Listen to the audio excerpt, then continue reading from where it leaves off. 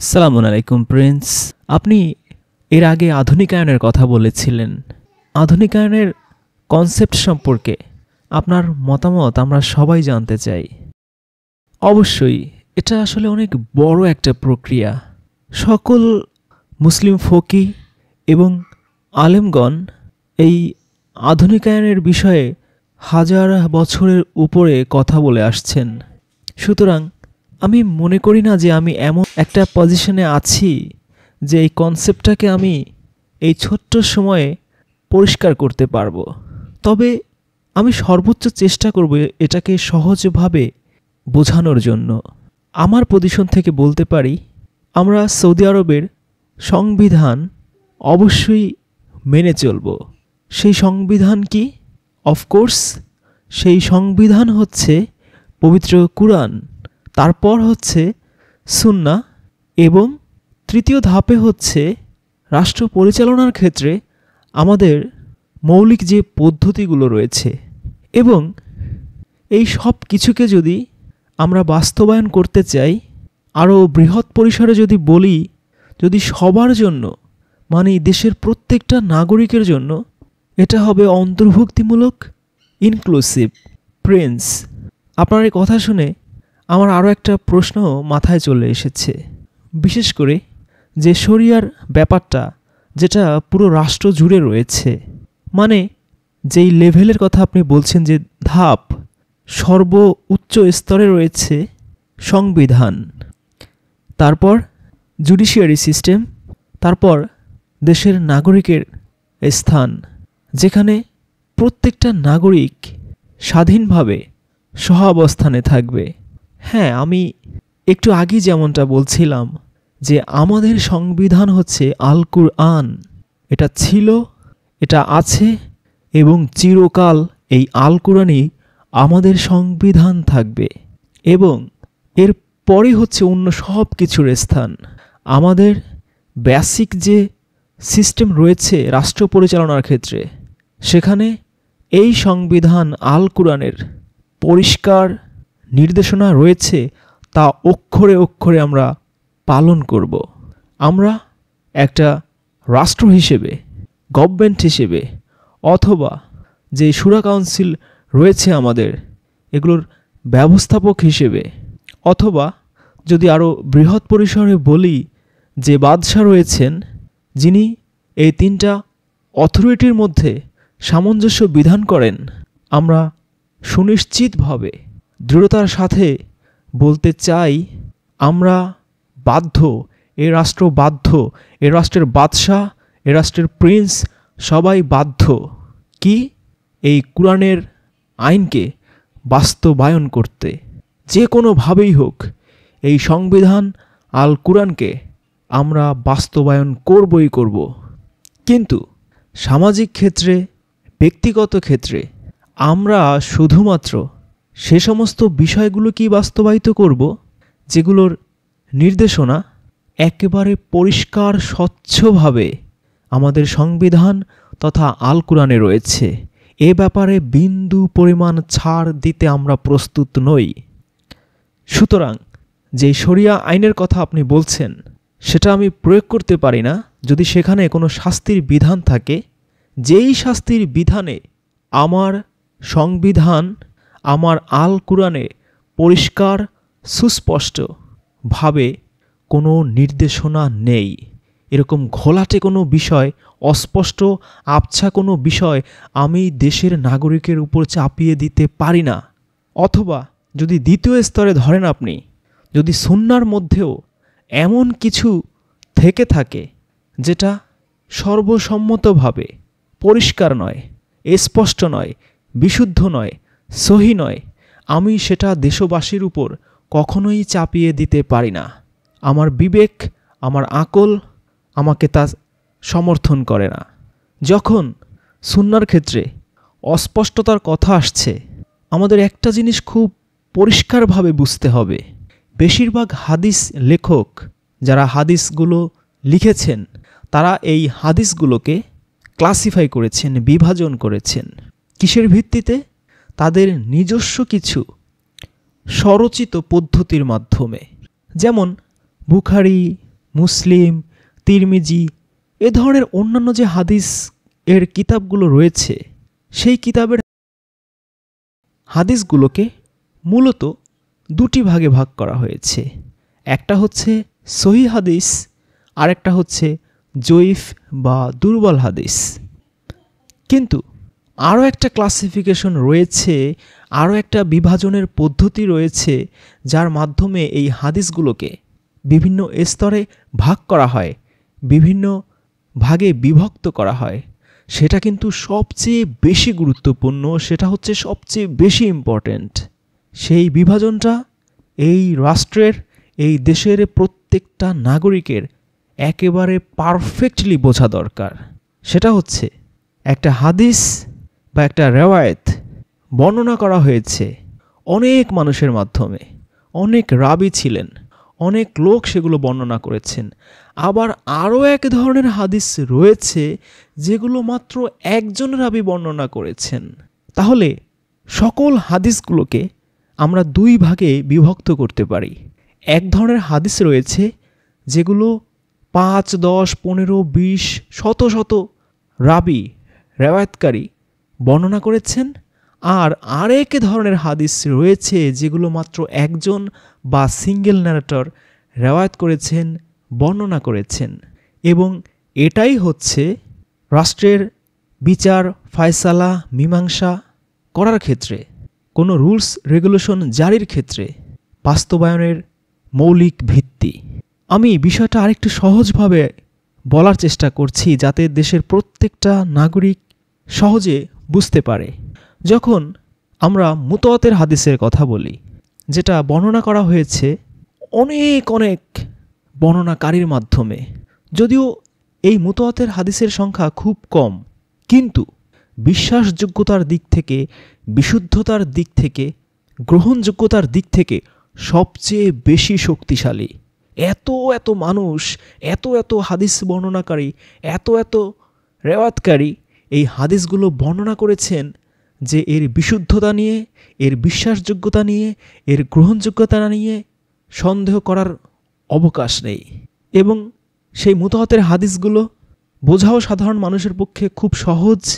এবং এই হাদিসগুলোর ভিত্তি ছিল সেই সময়কার সময়, কাল, স্থান এবং পারিপার্শ্বিক সব কিছুর উপর ভিত্তি করে।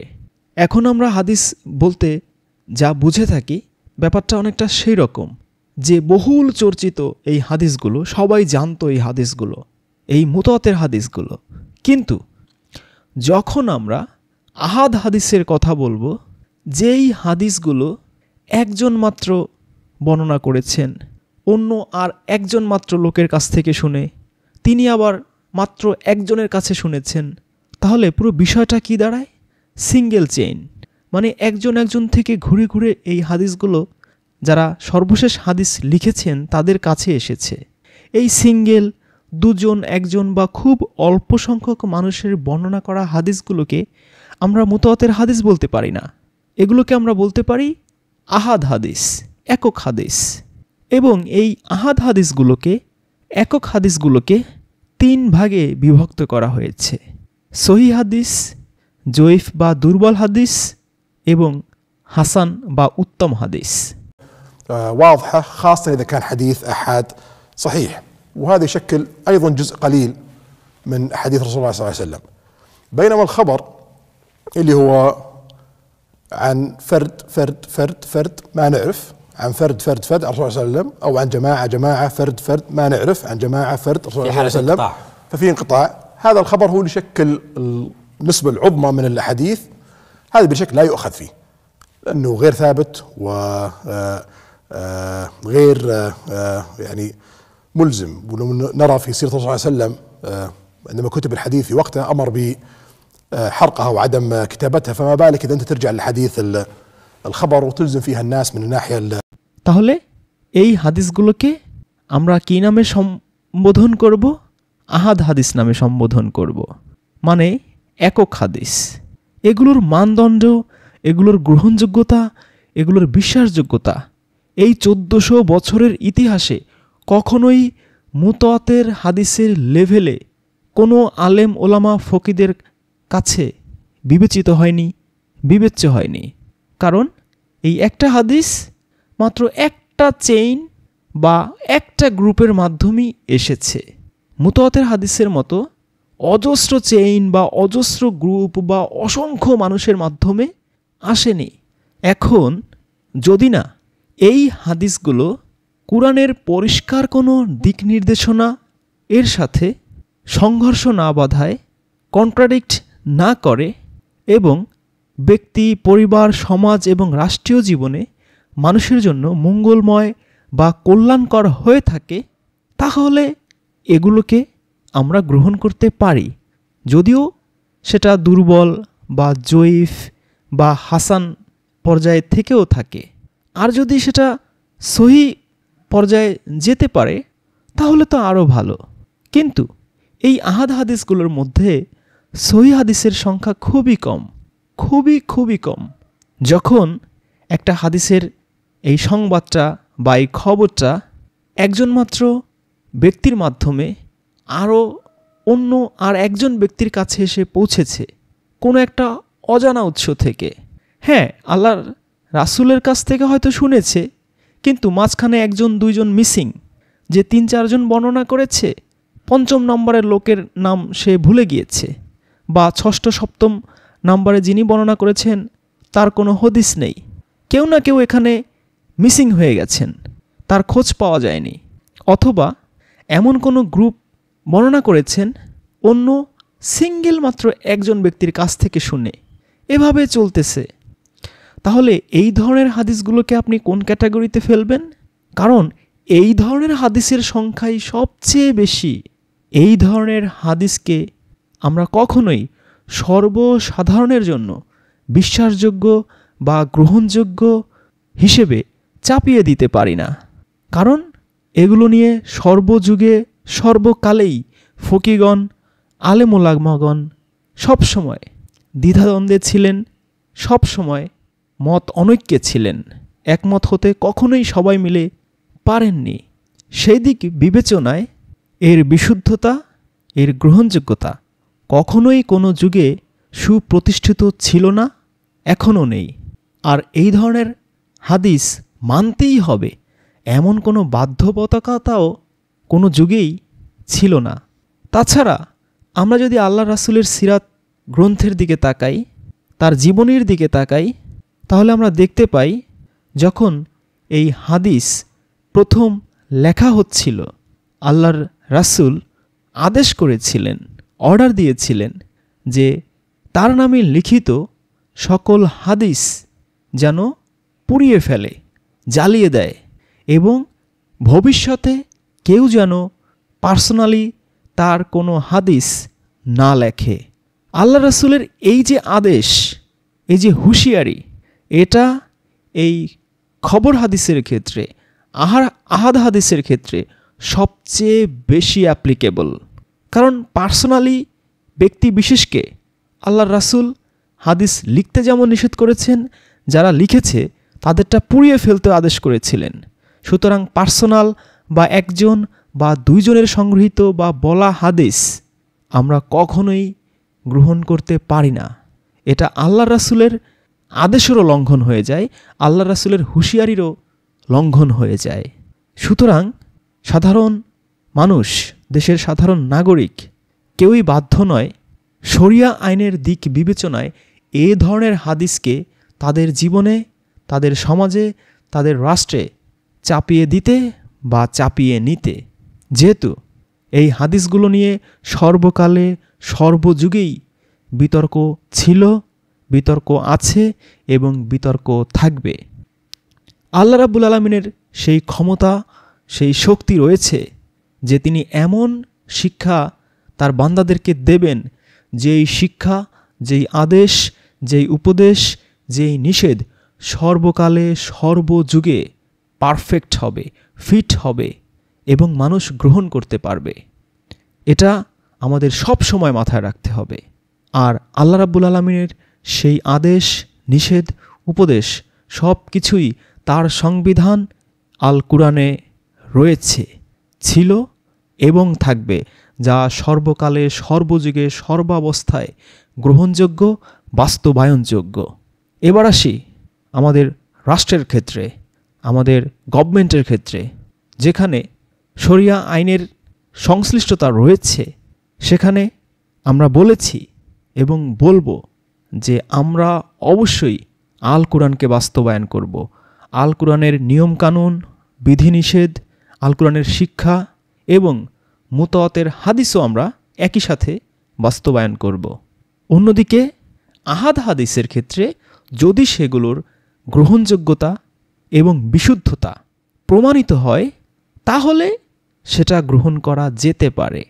তবে যে খবর হাদিসগুলো রয়েছে সেগুলো পুরোপুরিভাবে আমরা অগ্রহণযোগ্য মনে করি, যদি না সেই হাদিসগুলোর মধ্যে এমন কিছু থেকে থাকে যা ব্যক্তি, পরিবার, সমাজ ও রাষ্ট্রের জন্য, বিশ্ব মানবতার জন্য উপকারী বা কল্যাণকর। সুতরাং ধর্মীয় ক্ষেত্রে যেখানে শাস্তির বিষয় চলে আসে সে সমস্ত ক্ষেত্রে আমরা এমন কোনো শাস্তির বিধান, বিধিনিষেধ ধর্মের মোড়কে চাপাতে পারি না যদি না আমাদের সংবিধান আল কুরআন তার পরিষ্কার সমর্থন না করে, স্পষ্ট সিগন্যাল না দেয়। আর যদি দিয়েই ফেলে তাহলে সেই দণ্ডবিধি বা শাস্তি অবশ্যই বাস্তবায়িত হবে, আমরা বাস্তবায়ন করব। তবে কিভাবে? যেভাবে আল্লাহর রাসূল সেই দণ্ডবিধিগুলো, শাস্তির বিধানগুলো প্রয়োগ করেছিলেন সেই পদ্ধতিতে আমরা প্রয়োগ করব। আমি আপনাকে একটা উদাহরণের মাধ্যমে বিষয়টা বোঝাতে চাই। যেমন ধরুন জিনা বা অ্যাডাল্টারি বা ব্যভিচার। কি বলা আছে? যদি জিনাকারী অবিবাহিত হয় তাহলে তাকে বেত্রাঘাত করতে হবে, আর যদি বিবাহিত হয় তাহলে তাকে হত্যা করতে হবে। এটাই তো এক্সিস্টিং যে শরিয়া আইন আছে তার মধ্যে বলা, তাই না? কিন্তু যখন একজন নারী জেনাকারী, নারী ব্যভিচারকারী আল্লাহর রাসূলের কাছে এসেছিলেন এবং তিনি আল্লাহর রাসূলকে বললেন যে তিনি জিনা করেছেন, ব্যভিচার করেছেন, আল্লাহর রাসূল অনেকবার তার এই বিচার প্রক্রিয়া বিলম্বিত করেছেন। একটা সময় এসে সেই নারী সব শেষে এতটা জোরাজুরি শুরু করলো যে ঠিক তখন আল্লাহ রাসূল বললেন যে আচ্ছা ঠিক আছে, তুমি যাও আর একটু যাচাই করে দেখো যে তুমি আসলে প্রেগনেন্ট হয়েছো কিনা। তারপর সে নারী চলে গেল, আবার ফিরে আসলো এবং একই রকম সিনারিও, একই রকম ঘটনার পুনরাবৃত্তি আবারও ঘটল। আবার তিনি ফিরে আসলেন। তারপর আল্লাহ রাসূল তাকে বললেন ঠিক আছে, বাচ্চা ভূমিষ্ঠ হোক, তারপর তুমি এসো। দেখুন সেই নারী কিন্তু আর ফিরে না আসলেও হতো। কেন? আল্লাহ রাসূল কিন্তু সেই নারীর নাম জিজ্ঞেস করেননি, তার বাড়ি কোথায়, ঘর কোথায়, ঠিকানা কি, কিচ্ছু জিজ্ঞেস করেননি। অথচ কতবার আল্লাহ রাসূলের সাথে তার সাক্ষাৎ হয়েছে এই জিনার বিচারের প্রক্রিয়ায়। ব্যাপারটা কিন্তু খুব গভীরভাবে আমাদের চিন্তা করার মতো বিষয়। সুতরাং কুরআনের কোনো আইন, বিধি, বিধান যদি আপনাকে বাস্তবায়ন করতে হয় তাহলে এমনভাবে বাস্তবায়ন করতে হবে ঠিক যেমনভাবে আল্লাহর রাসূল দরদ দিয়ে কৌশলে এই বিধিবিধানগুলো বাস্তবায়ন করেছেন, ঠিক সেই প্রক্রিয়ায় আমাদের বাস্তবায়ন করতে হবে, সেই কৌশলে আমাদের বাস্তবায়ন করতে হবে। যে কোনো ব্যক্তি যদি প্রমাণিত কোনো অপরাধ করে থাকে, সেই অপরাধী ব্যক্তির বিরুদ্ধে কোনো অভিযোগ থেকে থাকে সুনির্দিষ্ট এবং সে নিজেই সেটা স্বীকার করে, তারপরও আল্লাহর রাসূল তাকে সেই অপরাধ বারবার স্বীকার করার সুযোগ দিয়েছেন, কিন্তু তাকে এতটা কোমলভাবে তিনি ট্রিট করেছেন যে মনে হয় যে আল্লাহ এমন শক্ত কোনো বিধান দেনইনি যে তার মৃত্যুদণ্ড হবে। এতটা কোমলতা তিনি প্রকাশ করেছেন। তাহলে কোনো দণ্ডবিধি প্রয়োগের ক্ষেত্রে শরিয়া আইনে যেখানে কুরআনে পরিষ্কার কোনো বিধান বা আইন আল্লাহ জারি করেননি, পরিষ্কার করে স্পষ্টভাবে আল্লাহ রাব্বুল আলামিন বলেননি, অথবা মুতাওয়াতের হাদিসের মধ্যেও সেই দণ্ডবিধিটা, সেই শাস্তিটা উল্লেখ নেই। সেরকম কোনো কিছু যদি শরিয়া আইনের মধ্যে থেকে থাকে, তাহলে অবশ্যই সেই শরিয়া আইন হচ্ছে ভুল, সেই আইনটা অবশ্যই বাতিলযোগ্য। কারণ এর কারণটা আমাদের বুঝতে হবে। যখন আল্লাহ চান যে আমরা কোনো সুনির্দিষ্ট ধর্মীয় অপরাধ করে ফেলি এবং তার জন্য আমাদের শাস্তি দেবেন, তিনি সেই অপরাধের কথা এবং অপরাধের অ্যাগেনস্টে কী শাস্তি হবে সেই শাস্তিটাও চমৎকার করে পরিষ্কারভাবে তার সংবিধান আল কুরআনে উল্লেখ করে দেন, বর্ণনা করে দেন। এবং যখন আল্লাহ কোনো কাজ করতে নিষেধ করেন, হারাম ঘোষণা করেন এবং ওয়াদা করেন যে এই অপরাধের শাস্তি তোমাকে আমি আখিরাতে দেব, তখন কিন্তু তিনি কোনো রাষ্ট্রের বা সমাজের শাসনকর্তাদের বা ফকিদের বলেন না যে এই ধর্মীয় অপরাধের কারণে এই লোকটাকে তোমরা শাস্তি দাও। কারণ তিনি সেই ব্যক্তির চয়েসের উপরে, পছন্দের উপরে ছেড়ে দেন যে ওই বান্দা যেই অপরাধ করছে সেই অপরাধের শাস্তি আমি তাকে কিয়ামতে হাসরের মাঠে আখিরাতে দেব। পৃথিবীর কোনো মানুষকে, কোনো শাসনকর্তাকে, কোনো রাজা বাদশাকে, কোনো জজ সাহেবকে তিনি সেই শাস্তি দিতে বলেন না, সেই অপরাধের বিচার করতে বলেন না। এমনকি কী শাস্তি দেবে সেটা তিনি উল্লেখও করেন না। পুরোপুরি আল্লাহ তার এখতিয়ারে নিয়ে নেন। তার বান্দাকে তিনি হাসরের মাঠে, কিয়ামতে, আখিরাতে সেই পাপের, সেই ধর্মীয় অপরাধের শাস্তি নিজ হাতে দেবেন। পৃথিবীর কারো হাতে তিনি সেই শাস্তি তুলে দেন না, সেই দণ্ড তুলে দেন না। কারণ কি জানেন? দিন শেষে আল্লাহ হচ্ছেন পরম দয়ালু, অসীম দয়াময়। আরও একটা কথা কি জানেন? আল্লাহ হচ্ছেন এমন দয়ার সাগর, তিনি শুধুমাত্র শিরকের গুনাহ ছাড়া সকল গুনাহ তিনি ক্ষমা করে দেন, মাফ করে দেন। এবং এটাই হচ্ছে সবচেয়ে সঠিক অ্যাপ্রোচ, সবচেয়ে সঠিক পদ্ধতি, সবচেয়ে চমৎকার পদ্ধতি। এবং আমরাও এই বিষয়টাকেই মাথায় রাখি যে কুরআন এবং সুন্নাহর আইন বাস্তবায়নের ক্ষেত্রে, যেটা হচ্ছে আমাদের সংবিধান এবং আমাদের রাষ্ট্র পরিচালনা পদ্ধতির মূল নীতি, যে আল্লাহ রাব্বুল আলামিন যে সকল পাপ, অন্যায় বা অপরাধের শাস্তি আখিরাতের জন্য স্পেশালি রেখে দিয়েছেন সেগুলো ওভাবেই থাকবে। আর যেগুলো তিনি পৃথিবীতে, দুনিয়াতে বিধান জারি করে দিয়েছেন তার সংবিধানে, সেগুলো আমরা রাষ্ট্রীয় ক্ষেত্রে অবশ্যই বাস্তবায়ন করব। যুবরাজ, আপনি কি নির্দিষ্ট কোনো মাযহাব অনুসরণ করেন? যেমন ওহাবী মাযহাব বা এরকম অন্য কোনো মাযহাব যেটা অন্যান্য বিষয়গুলোকে, শরিয়ার বিষয়গুলোকে ব্যাখ্যা করে, বিশ্লেষণ করে? দেখুন, যখন আমরা সিদ্ধান্ত নেই যে কোনো একটা নির্দিষ্ট মাযহাব অনুসরণ করব বা কোনো একটা নির্দিষ্ট আলেম ওলামা বা ইমামের অনুসরণ করব, তার মানে কি দাঁড়ায় জানেন?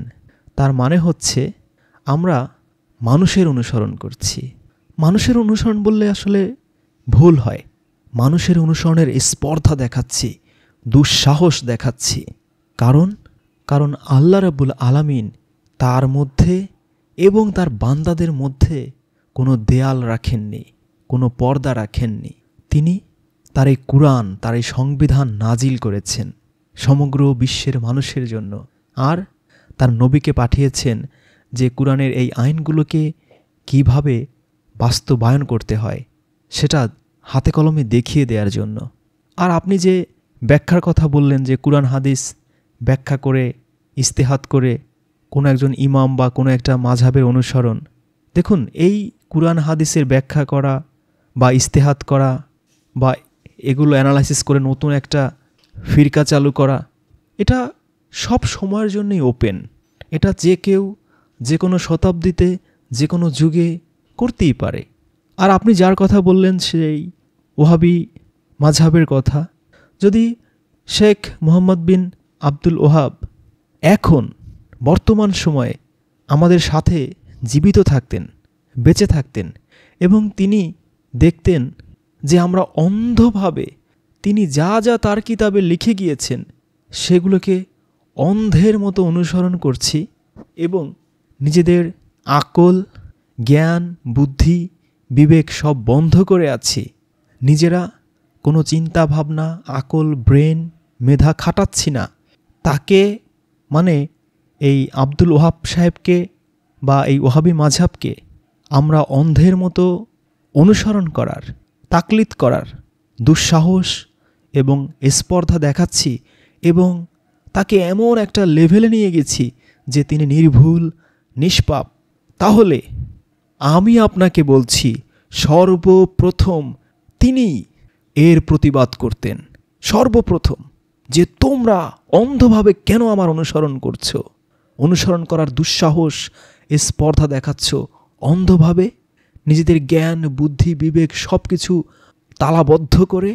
এজন্য আমি মনে করি কোনো একটা নির্দিষ্ট মাযহাব কখনোই কোনো রাষ্ট্রের নাগরিকদের বা কোনো শহরের বা কোনো গ্রামের মানুষদের বা মুসলিমদের গ্রহণ করা উচিত নয়।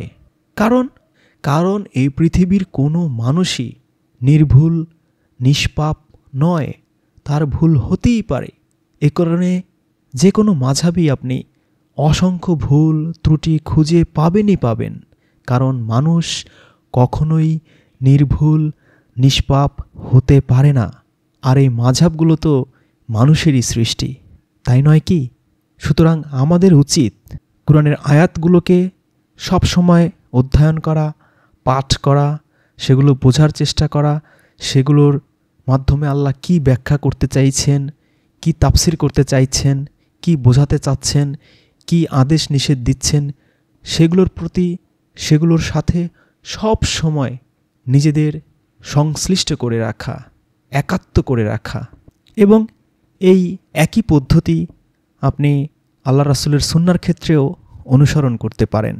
এবং সবচেয়ে গুরুত্বপূর্ণ বিষয় হচ্ছে, যত আলেম, ওলামা, ইমাম ছিলেন বা আছেন, তাদের যত ফতোয়া তারা দিয়েছেন তাদের মুখ দিয়ে বা তাদের লিখিত কিতাবের মাধ্যমে, এগুলো সবই ছিল তাদের সময়কার, তাদের স্থান, কাল, পাত্র বা আশেপাশের মানুষজনের, নাগরিকদের মন মানসিকতার উপর ডিপেন্ডেন্ট, এবং সেগুলোর উপর ভিত্তি করেই তারা তাদের ফতোয়াগুলো দিতেন।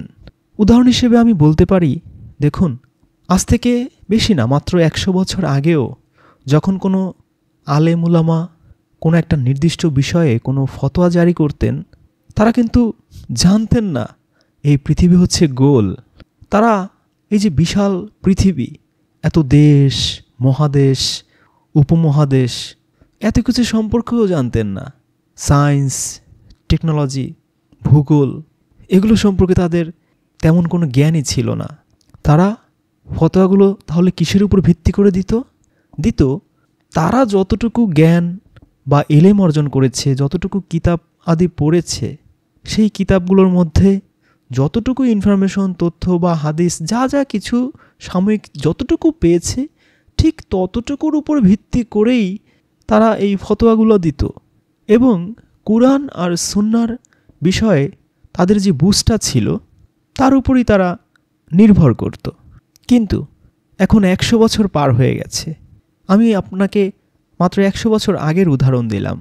তাহলে এখনকার সময়, পরিস্থিতি, সিচুয়েশন, সার্বিক মানুষের মন মানসিকতা, চিন্তা ভাবনা কি 100 বছর আগের মানুষের মতো রয়েছে? নিশ্চয়ই নেই। এখন আরও অনেক পরিবর্তন হয়েছে। সামনে 10, 20, 50 বছর পরে নতুন প্রজন্ম আসবে, তাদের চিন্তা ভাবনা, মন মানসিকতা আরও অনেক পরিবর্তিত হবে। সুতরাং আলটিমেটলি আমাদের সেই গোড়ায় ফিরে যেতে হচ্ছে। কোথায়? সেই সংবিধান, আল্লাহর কিতাবে আর নবীর সুন্নাতে। যেমনটা আমি বলছিলাম, পরিষ্কার প্রিন্স মোহাম্মদ বিন সালমান খুব সুন্দরভাবে, খুব পরিষ্কার করে আপনি বুঝিয়ে বলেছেন। আচ্ছা, ব্যক্তিগত ক্ষেত্রে, ব্যক্তিগত আইন বিধিনিষেধের ক্ষেত্রে প্রিন্স আপনি সিদ্ধান্ত নিয়েছেন যে জুডিশিয়াল যে কোড আগে যেটা ছিল সেটা এখনকার সময়ে উপযুক্ত নয়। কেন আপনি এই বিচার, জুডিশিয়াল কোড এগুলোকে উপযুক্ত এখনকার পরিস্থিতিতে বা এখনকার যুগে আপনি উপযুক্ত নয় মনে করছেন এবং 4টা নতুন সিস্টেম আপনি অ্যাডপ্ট করছেন যার মধ্যে ব্যক্তিগত আইন রয়েছে? দেখুন, মানব সভ্যতার ইতিহাসে এক যুগান্তকারী ঘটনা ঘটেছে কখন? যখন মানুষ চাকা আবিষ্কার করা শিখেছে, মানুষ দূরত্বকে জয় করা শিখেছে। শত শত কিলোমিটার মানুষ অল্প কয়েক ঘন্টার ব্যবধানে পাড়ি দিতে পারত যখন সে চাকা আবিষ্কার করা শিখে গেল। চাকা আবিষ্কার করার পরই মানুষ গাড়ি, বাস, ট্রাক, ট্রেন, বাইক কত কিছু আবিষ্কার করে কত আধুনিক হয়ে গেল। কিন্তু এই চাকা কি নতুন করে আবিষ্কার করা সম্ভব? বলুন তো, সম্ভব না। একটা জিনিস যখন আবিষ্কার হয়ে যায় সেটাকে তো আপনি নতুন করে আবিষ্কার করতে পারেন না। সেটা থেকেই আপনাকে টিচিং নিতে হবে, সেটা ধরেই আপনাকে এগিয়ে যেতে হবে। আমাদের সংবিধান হচ্ছে কুরআন, সেটা ধরেই আমাদের এগিয়ে যেতে হবে। তাছাড়া দেখুন, বর্তমান যে পৃথিবী, তারা কিন্তু পরিষ্কার কিছু আইন, রুলস, রেগুলেশন অনুসরণ করে দেশের নাগরিকের জীবন জীবিকার জন্য, তাই না? আমাদের ভূমিকা হচ্ছে আমরা এতটুকু নিশ্চিত করব যে সৌদি আরবে যে আইনগুলো পাশ হবে সেই আইনে কিছু প্রতিচ্ছবি থাকবে, প্রতিফলন থাকবে। এক, কখনোই কোরআনের কোনো আইন লঙ্ঘন করা যাবে না, সুন্নাহ লঙ্ঘন করা যাবে না, যেহেতু কোরআন হচ্ছে আমাদের সংবিধান, এবং এগুলো যেন আমাদের স্বার্থের সাথে সাংঘর্ষিক না হয়ে যায়। আগে কোরআনের স্বার্থ, সুন্নাহর স্বার্থ, তারপর আমাদের ব্যক্তিগত স্বার্থ। এবং এই আইনগুলো দেশের নাগরিকদের স্বার্থ এবং নিরাপত্তাকে সংরক্ষণ করবে এবং সমগ্র দেশের, সমগ্র রাষ্ট্রের নাগরিকদের উন্নতি ও সমৃদ্ধির ক্ষেত্রে তাদের সাহায্য সহযোগিতা করবে। সুতরাং আইনগুলো পাশ হবে সেই ভিত্তিতে, সেই পদ্ধতির আলোকে, যেই পদ্ধতি আন্তর্জাতিক কনভেনশনকেও একই সাথে মেনে চলে। যদি আপনি চান যে অন্যান্য দেশ থেকে আপনার দেশে পর্যটকরা আসবে, মানুষ ঘুরতে আসবে, দেখতে আসবে, যদি আপনার লক্ষ্য থাকে 10 কোটি পর্যটক প্রতি বছর আপনার দেশে আসবে আপনার দেশ ঘুরতে, এবং এর মাধ্যমে আপনার দেশের নাগরিকের কমপক্ষে 30 লাখ নাগরিকের কর্মসংস্থান সৃষ্টি হবে, জীবন জীবিকা সৃষ্টি হবে, এবং আপনি যদি এমন কিছু অনুসরণ করেন যেটা পুরোপুরি নতুন এবং পৃথিবীর প্রায় সকল দেশে যেগুলো কমন আইন, পরিচিত আইন, কানুন, আন্তর্জাতিক সভ্যতা, নম্রতা, কালচার, তার সাথে সাংঘর্ষিক কেমন আইন যদি আপনি আপনার দেশে বানিয়ে ফেলেন, তাহলে অন্য দেশের পর্যটকরা কি আপনার দেশে কখনো ঘুরতে আসবে? কখনো আসবে না। যদি আপনি চান যে আপনার দেশে বিদেশি যে বিনিয়োগ, ফরেন ইনভেস্টমেন্ট, সেটা আগের চেয়ে দ্বিগুণ হবে, যেমনটা আমরা অলরেডি করেও ফেলেছি। যেটা আগে ছিল 5 মিলিয়ন মানে 50 লাখ, সেটা এখন হয়েছে 17 মিলিয়ন মানে 1,17,00,000 ডলার। আপনি বিনিয়োগকারীদেরকে যে বলছেন আপনার দেশে ইনভেস্ট করার জন্য, কিন্তু আপনার দেশটা চলছে এমন এক সিস্টেমে, এমন এক আইনে যেটা পৃথিবীর কোনো দেশের মানুষ জানেও না, বোঝেও না। তাহলে সে সমস্ত বড় বড় ইনভেস্টরদের যারা লয়ার থাকে তারা আপনার সাথে কিভাবে কাজ করবে? আপনার রুলস রেগুলেশনই তো তারা বুঝবে না। সেই রুলস রেগুলেশন, আইন কানুন, বিধি বিধান কিভাবে প্রয়োগ হবে কিছুই তারা বুঝবে না, জানবে না। তাহলে কি হবে? এর ফলাফল হবে খুবই মারাত্মক। সেই বিনিয়োগকারীরা তাদের ব্যবসার ক্ষতি করার জন্য, লস করার জন্য কখনোই আপনার দেশে আসবে না, ইনভেস্টও করবে না। যখন আপনি চাইবেন পৃথিবীর বিভিন্ন দেশের ট্যালেন্টেড মানুষজন আপনার দেশে আসবে, আপনার মানব সম্পদ উন্নয়ন হবে, দেশের উন্নতি সাধিত হবে, দেশের সাধারণ মানুষের কর্মসংস্থান সৃষ্টি হবে এবং এই সৌদি আরবের সাথে তারা কাঁধে কাঁধ মিলিয়ে কাজ করবে। আর অন্যদিকে আপনি বলবেন যে আমরা নতুন কোনো আইন কানুন বানাবো, প্রয়োগ করব, কেউ আপনার দেশে আসবে না ভাই, কেউ আসবে না। আপনি সারা বিশ্বে একা হয়ে যাবেন, নিঃসঙ্গ হয়ে যাবেন, আপনি চলতে পারবেন না। সুতরাং আপনাকে আন্তর্জাতিক স্বীকৃত আইন কানুন বিধি বিধান এর সাথে পরিচিত হতে হবে, তাদের সাথে মিশতে হবে। আমরা সেরকমটাই করছি। তবে আমরা যেটা একটু বেশি করছি সেটা হচ্ছে আমরা আল কোরআন যে সংবিধান সেটাকে ভিত্তি ধরছি, যেটা পৃথিবীর খুব কম দেশই করে। তারপরে আমরা আমাদের স্বার্থ, আমাদের লক্ষ্য উদ্দেশ্য সাজিয়েছি, আল কোরআনকে ভায়োলেট করে নয়। একই সাথে আমাদের ভিত্তি হচ্ছে দেশের সাধারণ মানুষদের, সাধারণ নাগরিকদের নিরাপত্তা এবং তাদের জাতীয় স্বার্থ। একই সাথে তাদের সুখ সমৃদ্ধি তাদের মনে মানসিকতায়। তার মানে এই যে ভিশনটা আপনি নিচ্ছেন এটা সমগ্র পৃথিবীর কাছে আমাদের দেশের দরজা খুলে দেবে। প্রিন্স, এই বিষয়ে আপনার মতামত কি? যে পৃথিবীর সব দেশের মানুষ যদি আমাদের দেশে চলে আসে তাহলে আমাদের যে আলাদা স্বকীয়তা, আমাদের যে আলাদা ঐতিহ্য, আমাদের যে আলাদা বৈশিষ্ট্য, এগুলো কি ক্ষতিগ্রস্ত হবে না? তাদের কালচারে আমরা প্রভাবিত হব না? এই গ্লোবালাইজেশনের যুগে এই ট্যুরিজম, এই এন্টারটেনমেন্ট, এগুলোর খারাপ ইফেক্টও তো আমাদের উপর পড়তে পারে। দেখুন, আপনার যে আইডেন্টিটি, আপনার যে স্বকীয়তা, এটা তো পৃথিবীর বৈচিত্র্যের সাথে সাথে একটু খাপ খাওয়াতেই হবে। আপনি তো বিচ্ছিন্ন একটা দ্বীপে বাস করতে পারবেন না, চলতে পারবেন না একা আপনি। আর যদি আপনি এসব নিয়ে ভয় পান তাহলে বুঝতে হবে যে আপনার যে আইডেন্টিটি, আপনার যে স্বকীয়তা রয়েছে, ইতিহাস ঐতিহ্য রয়েছে, তা অনেক দুর্বল। এত দুর্বল আইডেন্টিটি নিয়ে তো আপনি আইডেন্টিটি ক্রাইসিসে ভুগবেন। কিন্তু আপনার আইডেন্টিটি যদি থাকে, স্বকীয়তা যদি থাকে শক্তিশালী, খাঁটি, বিশুদ্ধ, তাহলে অন্যেরা বরং আপনার সেই ব্যক্তিত্বের কাছে, স্বকীয়তার কাছে পরাভূত হবে। তারা বরং আপনারটা নেবে।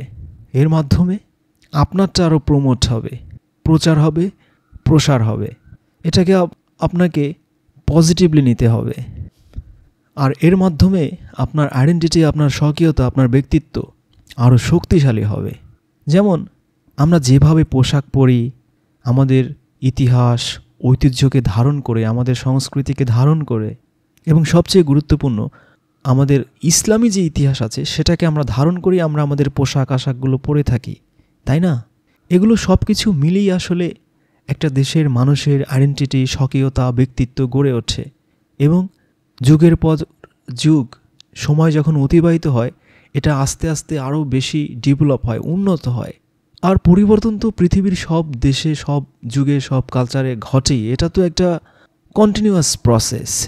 আমি বিশ্বাস করি যে আমাদের যে স্বকীয়তা রয়েছে, আইডেন্টিটি রয়েছে, ইতিহাস ঐতিহ্য রয়েছে, সেটা অন্যান্য দেশ বা জাতির চেয়ে অনেক বেশি স্ট্রং, অনেক বেশি শক্তিশালী, এবং আমরা এটা নিয়ে গর্বিত। আর এগুলো তো আমাদের মাধ্যমেই গড়ে ওঠে, আমার মাধ্যমে, আপনার মাধ্যমে, এই সৌদি আরবের প্রত্যেকটা নাগরিকের মাধ্যমে। আর এই সৌদি আরবে যে বিপ্লব সংগঠিত হচ্ছে নতুন প্রজন্মের, এর মূল ভিত্তি হচ্ছে সৌদি আইডেন্টিটি, আরব আইডেন্টিটি, যেটার উৎস হচ্ছে আমাদের ইসলামিক, আমাদের অ্যারাবিক, আমাদের ঐতিহাসিক সংস্কৃতি এবং ঐতিহ্য। আপনি কি দয়া করে আমাদের বলবেন যে যে চরমপন্থী, যে সন্ত্রাসবাদ, যে এক্সট্রিমিস্ট এর উত্থান, এটা কিভাবে আপনি অবদমিত করবেন? দেখুন, এটা শুরু করা অত্যন্ত কঠিন। যে আপনি বা আমি এই প্রশ্নের উত্তর আসলে কোথা থেকে দেব, মানে কোথা থেকে শুরু করব। কিন্তু এক্সট্রিমিস্ট, চরমপন্থা, সন্ত্রাসবাদ, এগুলো সব কিছুই দেশের স্থিতিশীলতা, দেশের নাগরিকদের জন্য ভয়ঙ্কর, ক্ষতিকর। এবং আল্লাহ রাসূল তার একটা হাদিসে বলেছেন, এমন একটা দিন আসবে যখন এই চরমপন্থীরা সব জায়গায় ছড়িয়ে পড়বে, তাদের উত্থান হবে। এবং তিনি আদেশ দিয়েছেন তাদেরকে হত্যা করার জন্য। যখন তারা এই রাষ্ট্রে দেশে নৈরাজ্য করে বেড়ায়, ফ্যাসাদ করে বেড়ায়, বিশৃঙ্খলা করে বেড়ায়, তোমরা তোমাদের ধর্মের মধ্যে কখনো উগ্রতার চর্চা করো না, সহিংসতা সন্ত্রাসবাদের চর্চা করো না। অনেক জাতি তোমাদের আগে ধ্বংস হয়ে গেছে এই উগ্রতার কারণে, এই সহিংসতার কারণে। কারণ তারা তাদের ধর্মের ক্ষেত্রে ছিল উগ্র, চরমপন্থী। ধর্ম নিয়ে তোমরা বাড়াবাড়ি করো না, এটাই ছিল আল্লাহর রাসূলের নসিহত। কিন্তু আমি যেটা বলতে চাই সেটা হচ্ছে উগ্রতা, চরমপন্থা, সেটা ধর্মের ক্ষেত্রে হোক বা কোনো সংস্কৃতির ক্ষেত্রে হোক, অথবা আমাদের যে আরব বিশ্ব রয়েছে, মানে যেই যতগুলো দেশ আছে যারা জাতিতে অ্যারাবিক, এটা সবার জন্যই একটা মারাত্মক বিষয়। বিশেষ করে আল্লাহর রাসূলের যে শিক্ষা, যে নসিহত, তার সাথে পুরোপুরি সাংঘর্ষিক। আর আমরা আমাদের জীবনের অভিজ্ঞতাতেও দেখেছি, আর ইতিহাস পড়েও আমরা দেখেছি, যেটা আসলে কোনো দেশ বা জাতির জন্য কোনো কল্যাণ বয়ে নিয়ে আসে না। এই উগ্রপন্থী, চরমপন্থীদের যে কারাবন্দী করা হচ্ছে বা হয়েছে, অ্যারেস্ট করা হয়েছে, এর মাধ্যমে কি এদের আপনি দমাতে পারবেন, নাকি বরং উল্টো আরও ঝুঁকি বেড়ে গেল? যদি সত্যিকার অর্থেই তারা কোনো নির্দিষ্ট কোনো বিষয়ে জড়িত থেকেই থাকে, তাহলে কি ভবিষ্যতে এটা আমাদের জন্য আরও হুমকি হয়ে দাঁড়াবে না? দেখুন, সৌদি আরব ছিল এই উগ্রবাদীদের একটা বড় টার্গেট, বড় নিশানা, এবং তাদের প্রজেক্টের একটা অংশই ছিল এই সৌদি আরব দখল করা। আর এই সন্ত্রাসীরা সমগ্র পৃথিবীতেই রয়েছে, শুধু যে আমাদের দেশে আছে এমনটা নয়। আমি যদি ওসামা বিন লাদেন হতাম এবং আমি চাইতাম যে আমার এই উগ্রপন্থার যে চিন্তাধারা, এগুলো সব জায়গায় ছড়িয়ে পড়ুক, সমগ্র পৃথিবীতে ছড়িয়ে পড়ুক, স্পেশালি মুসলিম দেশগুলোতে, তাহলে আমি কোথা থেকে শুরু করতাম? অবশ্যই আমি সেই দেশটা থেকেই শুরু করতাম, যেই দেশটা হচ্ছে পবিত্র সমগ্র পৃথিবীর মুসলিমদের কাছে, যেখানে সমগ্র পৃথিবীর মুসলিমরা হজ করার জন্য আসে। পৃথিবীর সমগ্র দেশের মুসলিমরা চায় যে এই সৌদি আরবে এসে তারা 5 ওয়াক্ত নামাজ পড়বে। যদি আমি চাইতাম যে আমার প্রজেক্ট, আমার প্রকল্পগুলো ছড়িয়ে পড়ুক, তাহলে আমি সৌদি থেকেই শুরু করতাম এবং এখান থেকেই সমগ্র বিশ্বে আমার আইডিওলজি ছড়িয়ে পড়ত। সুতরাং সকল উগ্রবাদী, সকল এক্সট্রিমিস্ট যেভাবে চিন্তা করে যে কোথা থেকে তাদের টার্গেট শুরু করতে হবে, তারা অবশ্যই এই সৌদি আরব থেকেই তাদের পরিকল্পনা সাজায়। একটা নির্দিষ্ট সময়ে এটা খুব কঠিন একটা অবস্থায় ছিল। আমাকে যদি বলতে হয় তাহলে বলবো যে সে 50-এর দশক থেকে 70-এর দশক একটা অ্যারাবিয়ান প্রজেক্ট ছিল। অন্যান্য সমাজতন্ত্রী কমিউনিস্ট রাষ্ট্রগুলোতে প্রজেক্ট ছিল, একই সাথে অন্যান্য কিছু দেশেও ছিল এই প্রজেক্টটা। সেই সময় অনেক উগ্রবাদী গ্রুপ, যাদেরকে সুযোগ দেওয়া হয়েছিল এই সৌদি আরবে প্রবেশ করার, ঢোকার, এবং এই সৌদি আরবের বিভিন্ন লোকেশনে তাদেরকে অবাধে যাতায়াতের ব্যবস্থা করা হয়েছিল, রাষ্ট্রীয় ক্ষেত্রে, ইকোনমির ক্ষেত্রে। এর মাধ্যমে এক ভয়ঙ্কর প্রভাব আমাদের উপর পড়েছিল এবং আমি নিজের সাক্ষী, এবং এর পরিণতি কী হয়েছে তা আমি স্বচক্ষে দেখেছি গত কয়েক বছর। এবং আমরা এখনও সেভাবে দাঁড়াতে পারিনি। আমরা ক্যাপিটাল বা পুঁজি এখনও আকর্ষণ করতে সক্ষম হইনি। আমাদের এখনও ট্যুরিজম নাই, পর্যটন নাই। এভাবে তো আমরা উন্নতি করতে পারবো না। এরকম উগ্রবাদী চিন্তাধারা নিয়ে সৌদি আরব কখনোই সামনে আগাতে পারবে না। যদি আপনি চান যে লক্ষ লক্ষ মানুষের চাকরি বাকরি হোক, জীবন জীবিকা হোক, যদি আপনি চান যে দেশে যে বেকার সমস্যা, এই বেকারদের সংখ্যা দিনকে দিন কমতে থাকুক, যদি আপনি চান আপনার দেশের অর্থনীতি আরও উন্নত হোক, দেশের সাধারণ মানুষের আয়, রোজগার, ইনকাম আরও বাড়ুক, আপনাকে অবশ্যই এই দেশের সাধারণ মানুষের স্বার্থে এ ধরনের উগ্রবাদী এক্সট্রিমিস্ট প্রজেক্ট চিরতরে বন্ধ করতে হবে। এরা কখনোই আমাদের ধর্মীয় আইডিওলজি, ধর্মীয় আদর্শ রিপ্রেজেন্ট করে না, করা উচিতও নয়। আমাদের যে আল্লাহ প্রদত্ত যে ঐশ্বরিক মূল্যবোধ, তার সাথে কোনোভাবেই এটা খাপ খায় না। সেহেতু এর মাধ্যমে শুধু অপরাধ বাড়বে, মারামারি, হানাহানি, কাটাকাটি বাড়বে। এরা কি করছে? সারা পৃথিবীব্যাপী সাধারণ মানুষকে হত্যা করছে, সৌদি নাগরিকদের হত্যা করছে, এবং আমাদের অর্থনীতির যে বিশাল বিশাল সুযোগ সেগুলোকে ধূলিসাৎ করে দিচ্ছে। পৃথিবীর বিভিন্ন দেশের মানুষেরা এসে যে আমাদের দেশে কলকারখানা করবে, বিভিন্ন প্রজেক্ট হাতে নেবে, সেটা পুরোপুরি মাঠে মারা যাচ্ছে। এটা তো অবশ্যই ক্রিমিনাল অ্যাক্ট। আর সৌদি আরবের আইন অনুযায়ীও এগুলো ক্রাইম, ভয়ঙ্কর অপরাধ। সুতরাং যে কোনো ব্যক্তি, যে কোনো নাগরিক এই উগ্রপন্থাকে বেছে নেবে। যদি সে আগে এই উগ্রবাদী নাও থেকে থাকে, নতুন করে সে উগ্রবাদিতায় জড়ায়, আমরা খুব শক্ত হাতে তাদের প্রতিরোধ করব।